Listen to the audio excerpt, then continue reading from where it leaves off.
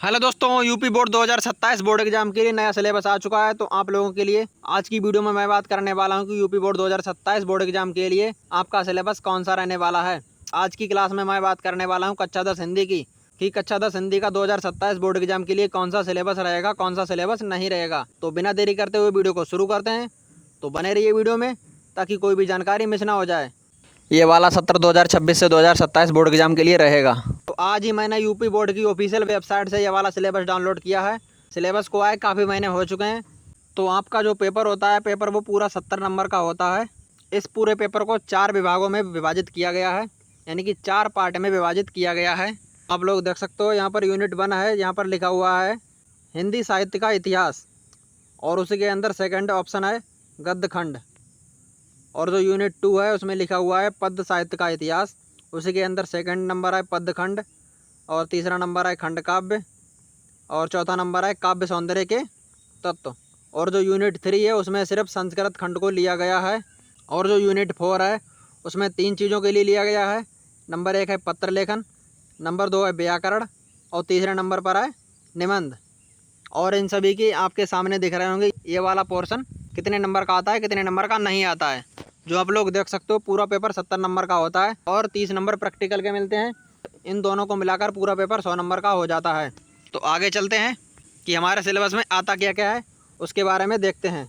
जो हमारा पेपर होता है वो 2 भागों में विभाजित होता है, यानी कि हमारा प्रश्न पत्र 2 खंडों में विभाजित होता है।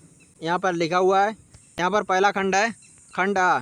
इसमें होते हैं बहुविकल्पीय प्रश्न। जो हमारा बोर्ड एग्जाम का पेपर होता है उसकी शुरुआत होती है बहुविकल्पीय प्रश्नों से। तो ये वाले बहुविकल्पीय हमारे किस टॉपिक से आते हैं उस टॉपिक के बारे में बताया गया है यहाँ पर। तो यहाँ पर हमारा पहला टॉपिक है हिंदी गद्य के विकास का संक्षिप्त परिचय, और ये 5 प्रश्न आएंगे। और के आगे सामने इसके 5 अंक लिखे हुए हैं कि एक प्रश्न 1 अंक का होगा और ये 5 नंबर आपको मिलेंगे। दूसरा टॉपिक है हिंदी पद्य के विकास का संक्षिप्त परिचय, और तीसरा है काव्य सौंदर्य के तत्व। इसके अंदर आते हैं रस, और रसों के अंदर आते हैं हास्य रस, करुण रस, इसकी परिभाषा, उदाहरण और पहचान। इन्हीं के बारे में, इन्हीं से आपके बहुविकल्पीय प्रश्न बनेंगे। और दूसरे नंबर पर है इसी के अंदर अलंकार। अलंकार के अंदर भी काफ़ी अलंकार होते हैं, उपमा अलंकार, रूपक अलंकार, उत्प्रेक्षा, लक्षण एवं उदाहरण।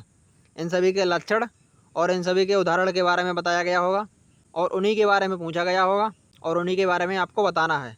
और तीसरे नंबर पर है छंद, और छंद है इनके अंदर सोरठा और रोला, इनके लक्षण एवं उदाहरण।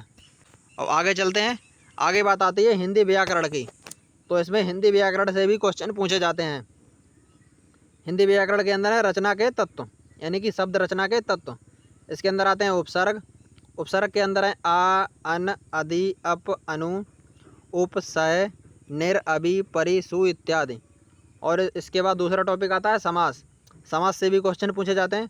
समास के अंदर आते हैं द्वंद्व समास, द्विगु समास, कर्मधारय समास और बहुब्रीहि समास।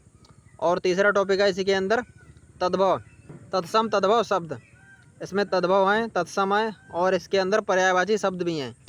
और अब आता है दूसरा टॉपिक, इसके अंदर आते हैं संस्कृत व्याकरण। इसमें संस्कृत व्याकरण से भी क्वेश्चन पूछे जाते हैं।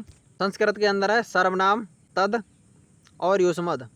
इन्हीं 2 के बारे में पूछा जाएगा, और इन्हीं 2 से बहुविकल्पीय प्रश्न आएंगे। और तीसरा मतलब छठा नंबर है वाक्य का स्वरूप। वाक्य दिए होंगे और ये वाक्य शुद्ध है या अशुद्ध है, इसके बारे में पूछा गया होगा। और 7वें नंबर पर है वाच्य प्रयोग एवं वाच्य परिवर्तन। और 8 नंबर पर है पद परिचय, विकारी एवं अविकारी शब्द। और जो दूसरा खंड होता है यानी कि खंड बा, जिसे हम खंड खा भी बोल सकते हैं, पहले वाले को खंड का। और इस प्रकार से खंड आ में हमारे 20 प्रश्न हो जाते हैं, और वो हमारे 20 नंबर के हो जाते हैं। इन्हीं से हमारे 20 बहुविकल्पीय प्रश्न आते हैं। और अब हम चलते हैं खंड बा की तरफ, यानी कि खंड खा की तरफ। तो इसमें पहले नंबर पर है गद्य हेतु निर्धारित पाठ्य वस्तु से गद्यांश पर आधारित प्रश्न, यानी कि व्याख्या करने को होती है, जिसे हम हिंदी में व्याख्या बोलते हैं। व्याख्या करने पर उसके नीचे कुछ क्वेश्चन दिए होते हैं, उनके भी आपको आंसर देने होते हैं। तो उससे आपको 6 अंक मिलेंगे, यानी कि 3 प्रश्न होंगे, और तीनों प्रश्न 2-2 अंक के होंगे, और उसके बारे में लिखना होगा। और पद के अंदर भी यही हाल है, उसमें आपको पदांश दिया होगा और उन्हीं के प्रश्न दिए होंगे, उनको आपको उत्तर देना है। और संस्कृत के अंदर बात करते हैं, संस्कृत का गद्यांश दिया होगा और उसका संदर्भ सहित आपको हिंदी में अनुवाद करना होगा। और संस्कृत पद्यांश के भी अंदर यही हाल है, संस्कृत में भी संदर्भ सहित हिंदी में अनुवाद करना है। और आगे चलते हैं खंड काव्य की ओर। इसमें आपको 3 नंबर का एक खंड काव्य, उस खंड काव्य के बारे में पूछा गया होगा और आपको उसके बारे में बताया गया होगा। खंड काव्य में हो सकता है कथानक और चरित्र चित्रण तथा चरित्र चित्रण एवं तथ्य आधारित प्रश्न, इनके बारे में वहाँ पर पूछा गया होगा। और ये बहुत सारे टॉपिक हैं खंड काव्य के अंदर, और इसमें हर ज़िले के हिसाब से अलग अलग प्रश्न पूछे जाते हैं। यानी कि हर ज़िले के हिसाब से अलग अलग एक एक टॉपिक दिया गया है, आपको उसी टॉपिक को तैयार करना है, आपको कोई दूसरा टॉपिक तैयार नहीं करना है।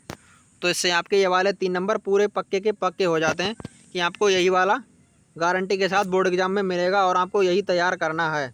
आगे चलते हैं 6 नंबर की तरफ। यहाँ पर लिखा हुआ है निर्धारित गद्य खंड के पाठ्य वस्तु से संबंधित लेखकों का जीवन एवं परिचय और उनकी प्रमुख रचनाओं के नाम लिखने हैं। यानी कि जीवन परिचय लिखना है और उनकी रचनाएं लिखनी है। आपको 1 या 2 रचनाएं भी लिख देनी है। अगर आपको ज़्यादा याद हो जाती हैं तो आप ज़्यादा भी लिख सकते हैं। और आगे चलते हैं खंड खा, यानी कि इसी के अंदर खंड का और खंड खा। खंड का के अंदर है पद्य खंड से कवियों का, यानी कि कवि का जीवन परिचय लिखना है और उनकी रचनाएं लिखनी है। तो आपको जीवन परिचय लिखना है और उनकी रचनाएं लिखनी है। तो इससे आपके 5 नंबर पूरे हो जाएंगे। तो आगे चलते हैं, आगे आते हैं 7 नंबर की ओर। 7 नंबर में है संस्कृत खंड के पाठ्य वस्तु से कंठस्थ, यानी कि याद किया हुआ एक श्लोक जो बोर्ड एग्जाम का पेपर होगा उसमें नहीं आया होगा, यानी कि जो उस पेपर में नहीं आया हुआ है आपको वो लिखना है और वो आपकी किताब का ही होना चाहिए और आपको वो याद होना चाहिए। और नंबर 8 पर है पत्र लेखन। पत्र लेखन यानी कि आपको एक एप्लीकेशन लिखना है, जिसे हिंदी में एप्लीकेशन बोलते हैं। तो आपको पत्र लिखना है और ये पत्र हमारा 4 नंबर का होगा। और 9 नंबर पे है संस्कृत खंड के पाठ्य वस्तु पर आधारित किन्हीं 2 प्रश्नों के उत्तर दीजिए। यानी कि संस्कृत में 2 प्रश्न पूछे जाएंगे, वो हमारे पाठों से ही होंगे। जो संस्कृत में पाठ दिए जाते हैं उन्हीं से 2 प्रश्न पूछे जाएंगे और आपको उन्हीं के बारे में उत्तर देना है। तो आगे चलते हैं, यानी कि आगे चलते हैं 10 नंबर पर। 10 नंबर में है निबंध रचना। और ये निबंध बहुत से प्रकार के टॉपिक के अंदर आते हैं। इसमें वैज्ञानिक भी हो सकता है, सामाजिक भी हो सकते हैं, धार्मिक भी हो सकते हैं, सांस्कृतिक भी हो सकते हैं और आर्थिक समस्या एवं जनसंख्या, स्वास्थ्य, शिक्षा, पर्यावरण एवं यातायात के नियमों पर आधारित ये वाले निबंध हो सकते हैं। इन्हीं में से एक टॉपिक के बारे में पूछेगा और उसी के बारे में आपको एक निबंध बनाकर लिखना है, जो आप याद कर सकते हो या आप बना के भी लिख सकते हो। तो यही हमारा पूरा बोर्ड एग्जाम के अंदर पूरा पेपर आता है। इन्हीं टॉपिक से हमारा पूरा पेपर पूछा जाता है। और जो इसमें नीचे दिया गया है वो यहाँ पर हमारे 30 अंक, मतलब जो प्रैक्टिकल के मिलते हैं उसके बारे में बताया गया है। जो हमारा प्रैक्टिकल होता है उसी से हमारे लिए 30 नंबर मिलते हैं। उसमें हमारे लिए फाइल वगैरह बनानी होती हैं, तो उसी के बारे में बताया गया है। तो आगे चलते हैं, आगे देखते हैं जो हमारे पाठ दिए हुए हैं, यानी कि गद्य खंड में जो हमारे पाठ हैं और जो काव्य खंड में हमारे पाठ हैं उन्हीं के बारे में बताया गया है। जो हमारा पहला पाठ है उसका नाम है मित्रता। इसके लेखक है रामचंद्र शुक्ल। इसके बारे में पूछा जाएगा, इसकी रचनाएं पूछी जाएंगी, इनका जीवन परिचय पूछा जाएगा और इसकी एक व्याख्या भी आएगी, वो आपको करनी होगी बोर्ड एग्जाम में। और दूसरा है ममता। इसके लेखक है जयशंकर प्रसाद। और तीसरा है भारतीय संस्कृति। इसके लेखक है राजेंद्र प्रसाद। चौथा है अजंता। इसके लेखक हैं भगवत शरण उपाध्याय। और 5वां है क्या लिखूं। इसके लेखक हैं पद्मलाल पुन्नालाल बख्शी। और दूसरा है ऋष्या तू न गई मेरे मन से। इसके लेखक हैं रामधारी सिंह दिनकर। और आखिरी है पानी में चंदा और चांद पर आदमी। इसके लेखक हैं जयप्रकाश भारती। तो आगे चलते हैं काव्य खंड की ओर। इसमें काफ़ी पाठ होते हैं, तो इसके बारे में भी देखते हैं। इसमें पहला पाठ है सूरदास का। सूरदास का पाठ है पद।